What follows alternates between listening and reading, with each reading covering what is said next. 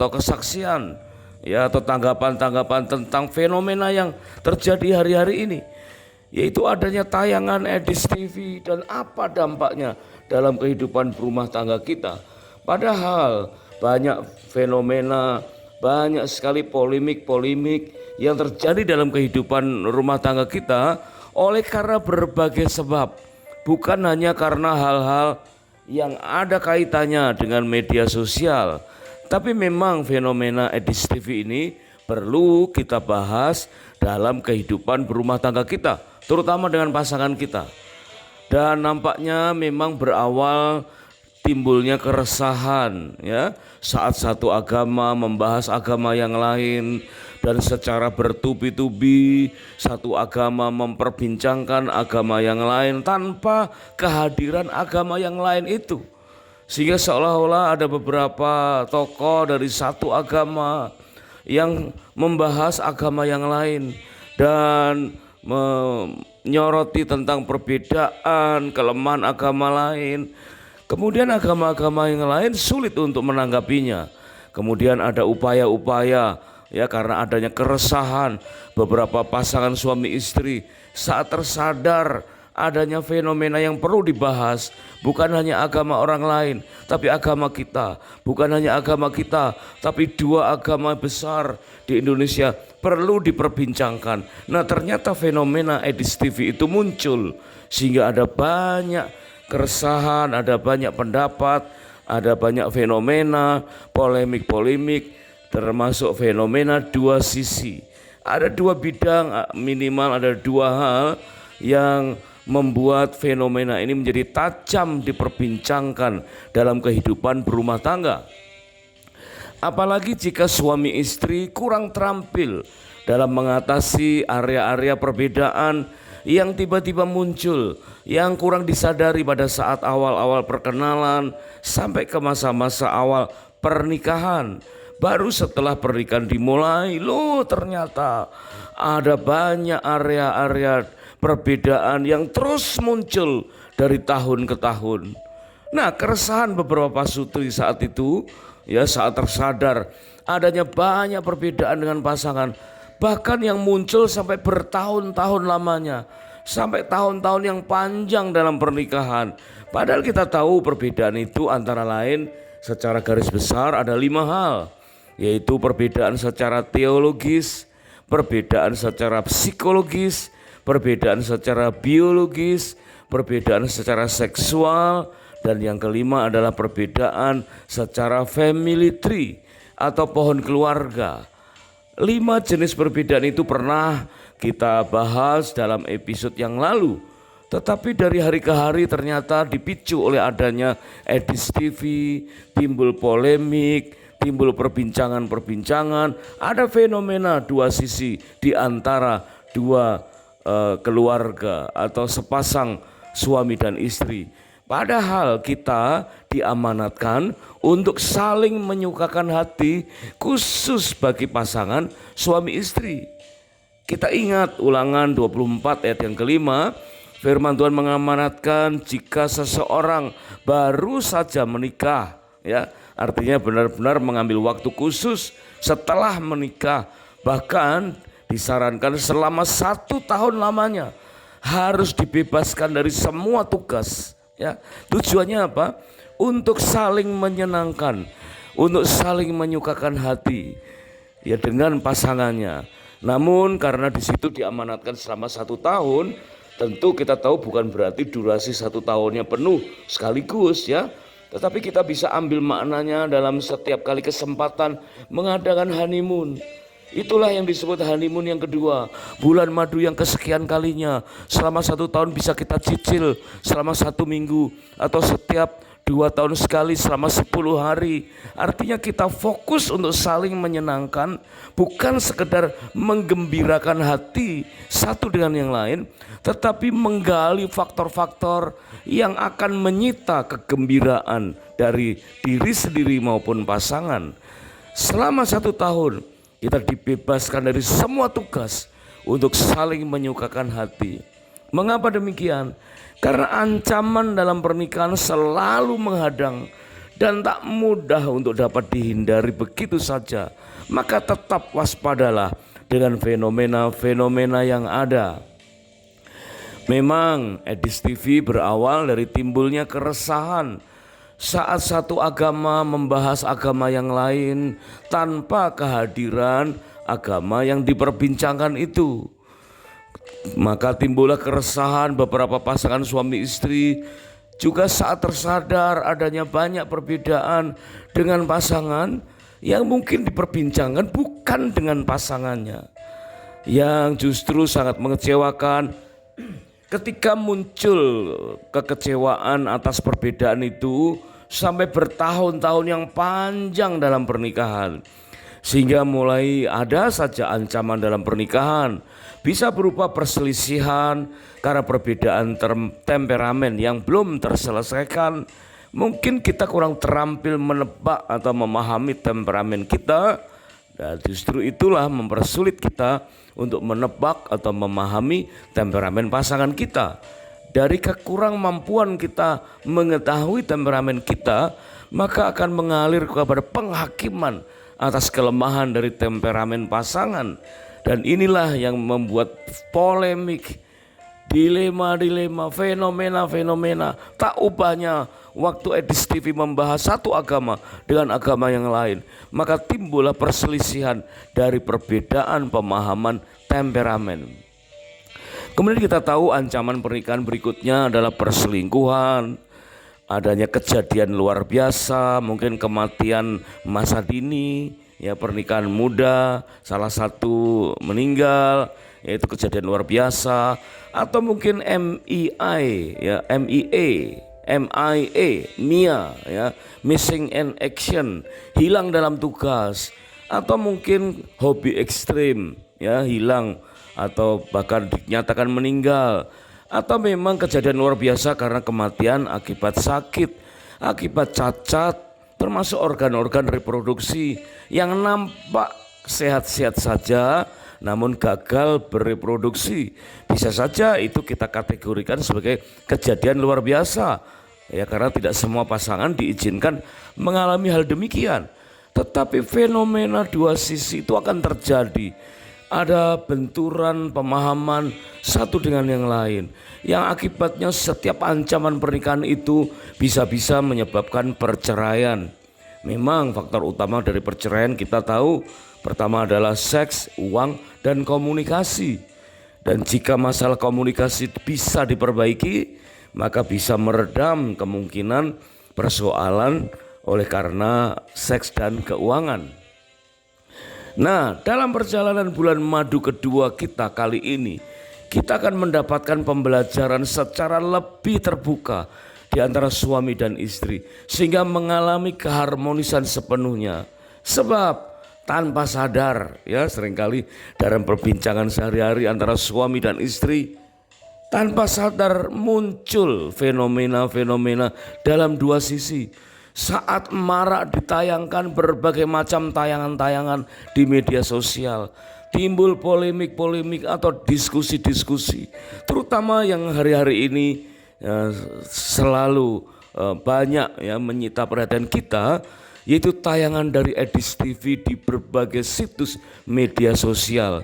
Bahkan terjadi keluarga dengan agama yang satu terhadap keluarga dengan agama yang lain, ya apapun agamanya, itu timbul sensitivitas, ya timbul rasa yang berbeda ketika kita memperbincangkan iman, ya itu karena didasari karena kurang terampilnya setiap suami dan setiap istri dalam rumah tangganya untuk mengatasi fenomena atau polemik-polemik dalam hal apapun, terutama dalam perbedaan dalam kehidupan rumah tangganya. Nah, coba mari kita perhatikan sekarang, ya keluarga dengan satu agama yang sama pun berpotensi terjadi fenomena dua sisi. Ya agamanya sama, suami istri satu iman, satu agama, ya. Kemudian hidup di tengah-tengah keluarga besar pun yang juga satu iman, satu agama. Tapi itu pun ada pro dan kontra. Ada fenomena dua sisi menghadapi tayangan-tayangan Edis TV ataupun tontonan-tontonan yang lain ya. Ada fenomena pro, ada fenomena kontra.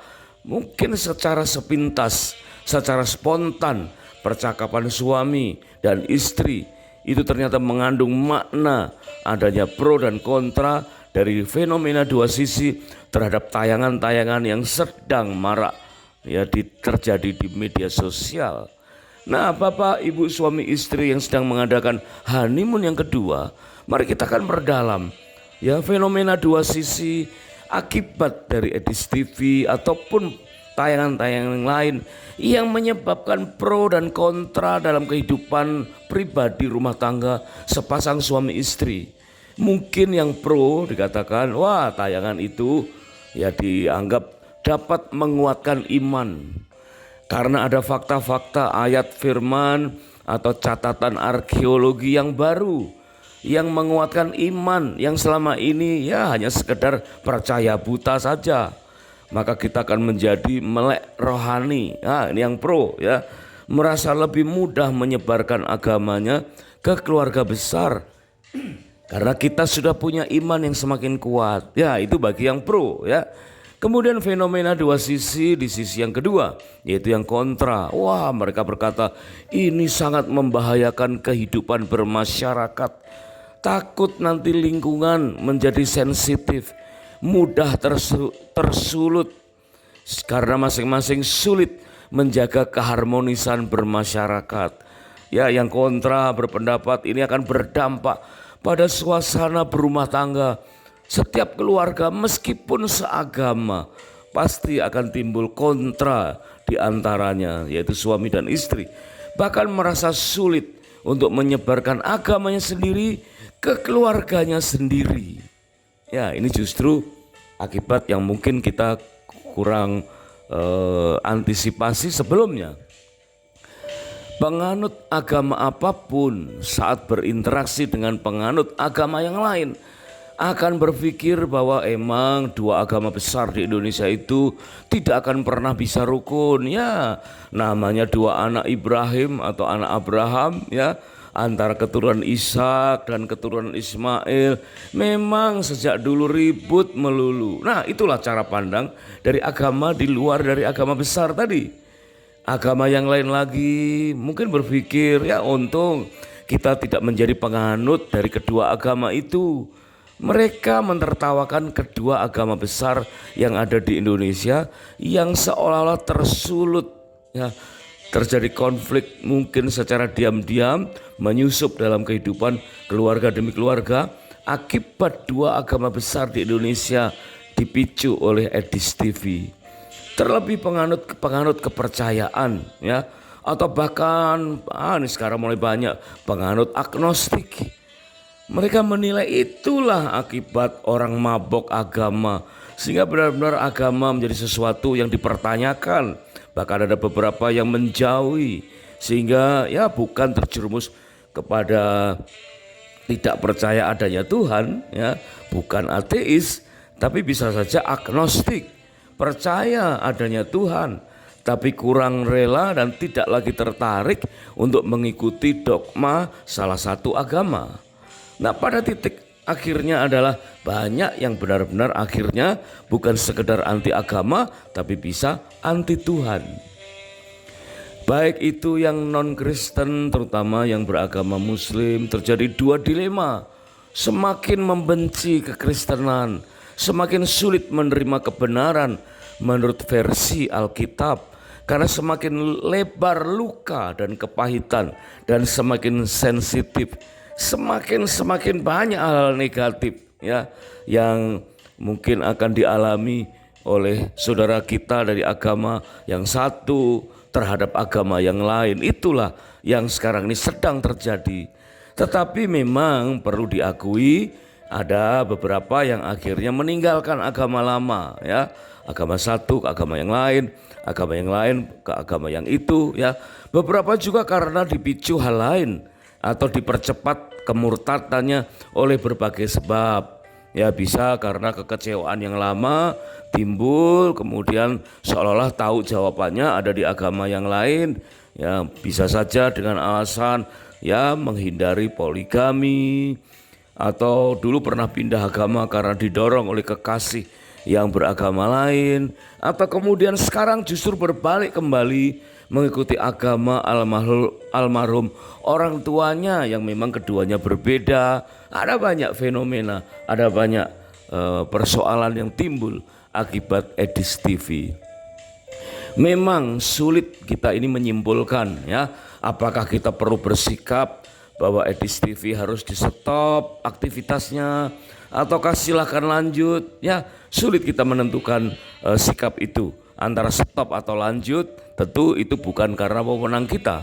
Apapun agama kita, ambil kesepakatan dengan pasangan. Perhatikan ini, ya, bagi keluarga-keluarga yang jelas mengawali pernikahan dengan satu pilihan, ya, dengan satu pilihan tidak beda agama. Nah, justru saat ini akan semakin diperkuat, ya. Mari dengan yang sama agama, ya, seiman dalam satu agama. Apakah sepakat untuk lanjut sering nonton Edis TV atau sekali-sekali saja, ya, sering menonton game atau tayangan-tayangan lain.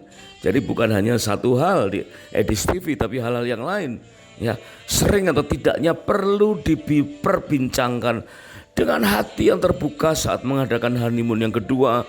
Maka sepulang dari bulan madu kedua itu, kita sudah punya role model yang baru, ya, mempunyai tradisi pernikahan yang unik yang baru yang kita bisa sikapi bersama. Mungkin jika perlu kita memprediksi bersama apa akibatnya, ya, perbincangkan apa dampak-dampaknya. Bisakah sepakat dengan dampak-dampak yang mungkin sekarang belum terlihat, ya, tapi berkemungkinan besar nanti timbul konflik-konflik berikutnya, dampak buruk atau justru dampak baiknya. Bisakah sama-sama dikelola dengan baik, ya? Dampak baiknya dikelola, dampak buruknya diantisipasi. Sama halnya, apakah kita sepakat dengan lebih banyak nonton berita, ya? Apakah setiap berita itu langsung kita percayai? Apakah kita perlu, ya, punya keterampilan untuk ngetes, ya, membuktikan mana berita yang benar-benar berita maupun yang hoax, ya, sinetron atau main games. Kata kuncinya adalah sepakat dengan pasangan. Ingat, kita mempunyai passage of merit. Targetkan kita masuk ke fase yang keempat dengan hati gembira, ya. Di mana fase yang pertama kita sering kecewa dengan banyaknya perbedaan. Fase kedua mulai belajar untuk tahan, tapi mana tahan, ya. Fase ketiga di masa subur, di atas 10 tahun, di bawah 26 tahun, ya. Maka timbul konflik yang paling berat, mungkin mengalami masa-masa puncak karir. Wah, di situ mungkin komunikasi mulai longgar, mulai jarang berjumpa, seolah-olah sama-sama tahu padahal sama-sama tidak tahu, ya. Kemudian timbul fenomena-fenomena yang sangat tajam. Nah, targetkan masuk ke tahap yang keempat, yaitu tahap established merit. Memang relatif waktunya, tapi rata-rata di atas 26 tahun. Dan di situ adanya penerimaan, ya, di mana pasangan kita adalah rancangan Tuhan. Terimalah dan kasihilah apapun fenomena yang sedang terjadi. Kita ingat dalam Efesus pasal yang kelima ayat yang ke-33, firman Tuhan berkata, bagaimanapun juga bagi kamu masing-masing berlaku, kasihilah istrimu seperti dirimu sendiri, dan istri hendaklah menghormati suaminya.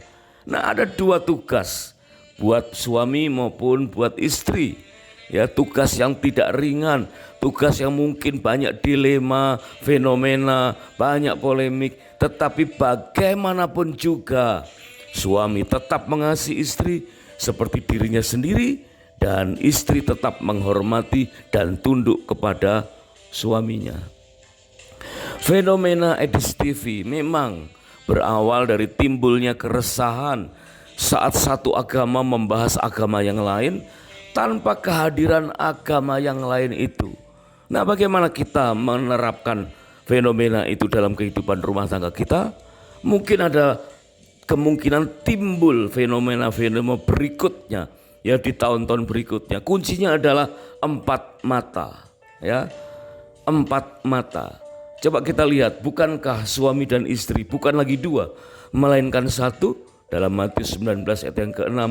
Maka betapa pentingnya setiap rumah tangga mendapatkan keteladanan dari keluarga rohani ya, atau pihak gereja setempat, bukan dari keadaan nyata yang menyertai hiruk pikuk perpolitikan yang ada atau fenomena-fenomena di media sosial, misalnya fenomena Edis TV atau fenomena yang lain ya.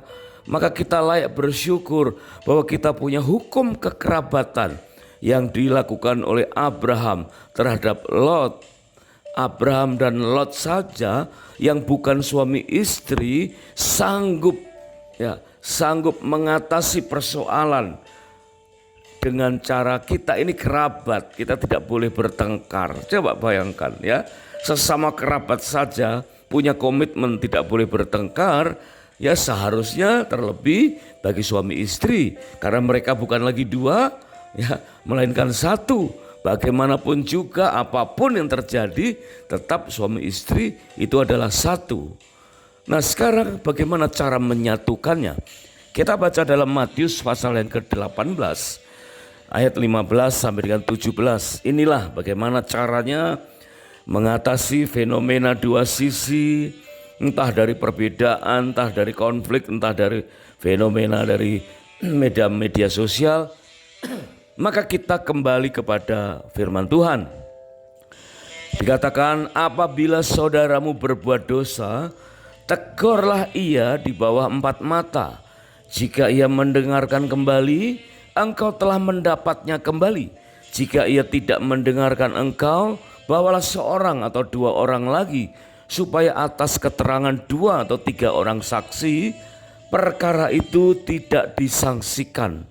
Jika ia tidak mau mendengarkan mereka, sampaikanlah soalnya kepada jemaat. Jika ia tidak mau juga mendengarkan jemaat, pandanglah ia sebagai seorang yang tidak mengenal Allah atau seorang pemungut cukai. Nah ternyata ini adalah kiat-kiat bagaimana mengatasi konflik, bagaimana mengatasi fenomena ya, 2 sisi dari berbagai macam penyebab, dari berbagai macam pihak.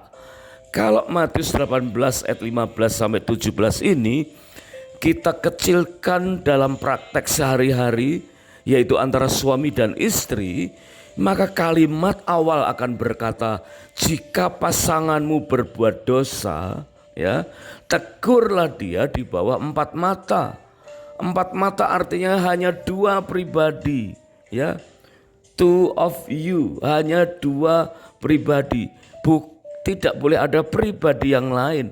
Harus dibicarakan berduaan, ya. Berduaan saja terlebih dahulu sebelum curhat atau mencari solusi ke hal-hal yang lain. Nah, maka harus ya kembali kepada pengertian kesatuan antara suami istri. Jika ada pasanganmu ya yang berbuat dosa, ya jangankan berbuat dosa, jelas-jelas berbuat dosa, punya fenomena yang berbeda saja, kita perlu menegur 4 mata. Karena terjadinya gap itu saudara pelan-pelan ya. Mungkin itu dari hari ke hari tanpa sadar, tahu-tahu punya pemandangan yang berbeda, sehingga tahu-tahu timbul fenomena gap 2 sisi. Maka perlu menegur 4 mata atau 2 pribadi. Jelas di sini 4 mata atau di antara 2 pribadi saja, tidak lebih. Maka inilah yang perlu kita kembalikan dan menjadi keterampilan kita. Mungkin kita tidak bisa mendapatkan contoh ini dalam kehidupan praktek ya, praktek berorganisasi, meskipun itu organisasi kerohanian, sangat disayangkan ya. Padahal seharusnya pada umumnya ini setiap lembaga kerohanian itu umumnya berawal dari spirit family. Mungkin dari keluarga atau ya 3-4 keluarga yang merasa cocok, bersahati, kemudian membuat persekutuan doa, atau salah satu mengajak doa bersama, lama-lama banyak yang ikut, lama-lama kemudian ibadahnya dibuat rutin, akhirnya rutin di hari Minggu, dan perlu mendaftarkan ke lembaga gerejawi, dan akhirnya mulai terbangunlah gereja yang baru. Tetapi begitu gereja baru itu berkembang, maka perlu dibuatkan sistem. Dan karena ini adalah sistem yang mengandalkan Tuhan, maka banyak istilah mengatakan perlu diadakan lembaga teokrasi. Nah, tetapi begitu diterapkan sistem otoritarian secara teokrasi, maka kebanyakan justru akan mengaburkan hukum kekerabatan. Jika terlebih hati Bapa yang mulai luntur, ya, apalagi akibat penerapan problem solving secara by system, di mana sistemnya itu dibuat bersama-sama, sudah disepakati, tapi itu kadang-kadang hanya kesepakatan manusiawi saja, sehingga akhirnya ya alih-alih kita menerapkan lembaga teokrasi sebagai rambu utama, tapi justru bisa mengikis hukum kekerabatan. Jadi meskipun kita sulit mencari teladan dari tempat ibadah kita, tetaplah kembali ya kepada pasangan. Jika seseorang telah berhasil menerapkan rasa cinta damai terhadap kerabatnya, maka seharusnya dapat dipastikan ia telah menerapkannya terlebih dahulu kepada pasangan. Pentingnya memahami adanya fenomena yang terjadi di media sosial yang kemudian tanpa dapat dibendung berdampak pada kehidupan berumah tangga. Bukan saja tentang Edis TV dan fenomena-fenomenanya, mungkin akan ada atau sudah ada beberapa fenomena lain akibat maraknya medsos. Nah, dalam perjalanan bulan madu kedua kali ini, kita akan dapatkan pembelajaran secara lebih terbuka agar rumah tangga kita semakin harmonis. Karena kita mengacu pada Matius 18 ayat yang ke-15, ya, apabila saudaramu, ya, terutama pasanganmu berbuat dosa, jangankan berbuat dosa, ya, timbul pemahaman yang berbeda saja, maka disarankan, ini nasihatnya, tegurlah dia di bawah 4 mata. Berharaplah ia segera mendengarkannya, maka kita telah mendapatkan keharmonisan itu kembali. Nah, kejadian-kejadian semacam itulah menunjukkan betapa pentingnya suami istri memahami kemungkinan timbulnya fenomena yang baru dari tayangan yang kita tonton, bukan hanya Edis TV, ya. Misalnya saja itu Edis TV dengan fenomena-fenomenanya. Bandingkan dengan 3 pengkhotbah KKR yang sangat terkenal di Amerika, yang akhirnya juga menimbulkan fenomena yang heboh. Memang dulu tidak semeriah sekarang media sosial, tapi di kalangan orang Amerika sudah cukup beredar ya, bahwa ada 3 pengkhotbah KKR di Amerika yang sangat terkenal. Itu terjadi antara dekade 40-an sampai 70-an. Jadi sekitar diawali tahun 1940 sekian, maka ada 3 pemuda yang sangat terkenal membangun pelayanan bersama, namanya Youth for Christ. Nah, 3 pemuda ini membangun satu organisasi anak-anak muda, maka disebut Youth for Christ, yaitu antara lain Billy Graham, Charles Templeton, dan Brown Clifford. 3 pengkhotbah handal yang bersama-sama bersatu hati membangun sebuah pelayanan, baik secara onsite ya maupun secara TV ditayangkan di televisi waktu itu, dan mereka masing-masing berkhotbah selama 1 tahun. Itu lebih dari 500 juta orang di hadapan 500 juta orang lebih. Dari sangat mengagumkan 3 pemuda handal, Billy Graham, Charles Templeton, dan Brown Clifford. Tapi apa yang terjadi? Tidak lama kemudian saat Youth for Christ Ministry ini berjalan menyebar ke seluruh Amerika, maka berita tentang salah seorang pengkhotbahnya itu mulai muncul, Brown Clifford, ya, tahu-tahu menghilang, beritanya sekedar begitu, menghilang dari pelayanan, ya, dan banyak asumsi, banyak berita, banyak polemik mengatakan dia udah lari dari pelayanan, bahkan lari dari rumah tangganya, kemudian jatuh miskin dan jatuh sakit. Beberapa dekade berikutnya, akhirnya Brown Clifford ditemukan oleh seorang rekan hamba Tuhan yang lain dalam keadaan sakit parah dan akhirnya meninggal dunia dalam keadaan miskin. Akhirnya banyak hamba Tuhan mulai patungan untuk membeli peti mati untuk Brown Clifford dan mengurus pemakamannya. Sangat-sangat disayangkan, ya, seorang tokoh dari 3 pemuda akhirnya tidak bertahan. Ya, mereka mengalami kekalahan dalam setiap fenomena yang ada. Nah, kemudian apa yang terjadi di 2 pemuda berikutnya? Charles Templeton. Ternyata di tahun 1970-an menyangkal khotbah-khotbahnya selama 21 tahun pelayanan. Wah, berarti cukup lama bertahan dan sangat terkenal. Akhirnya berdampingan antara Charles Templeton dan Billy Graham. Tapi ternyata Charles Templeton lebih dulu pamit, ya, tidak lagi ada dalam pelayanan, dan dia menyangkal apa yang dia khotbahkan selama 21 tahun pelayanannya. Dan di akhir hidupnya dia menerbitkan sebuah buku, Farewell to God. Wah, seperti sedang pamitan selamat tinggal Tuhan. Dan dia memproklaim dirinya agnostik. Entahkah akhirnya menjadi tidak percaya adanya Tuhan atau tetap agnostik.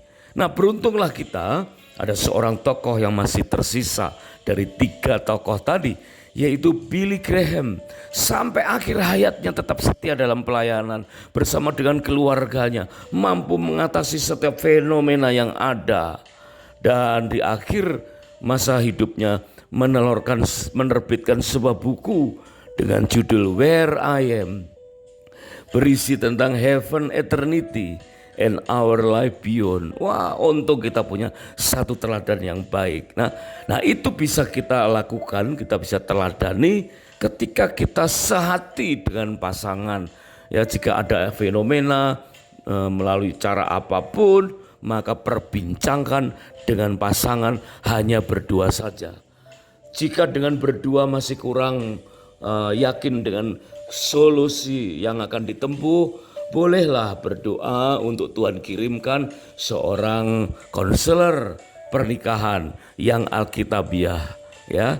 Jadi tetap berdua, datang kepada Tuhan, baru mungkin acuan, ya, boleh mengacu kepada, ya, salah satu nasihat dari salah seorang konselor atau sepasang konselor pernikahan, sehingga kita tidak jatuh lebih dalam. Terima kasih sudah menyimak.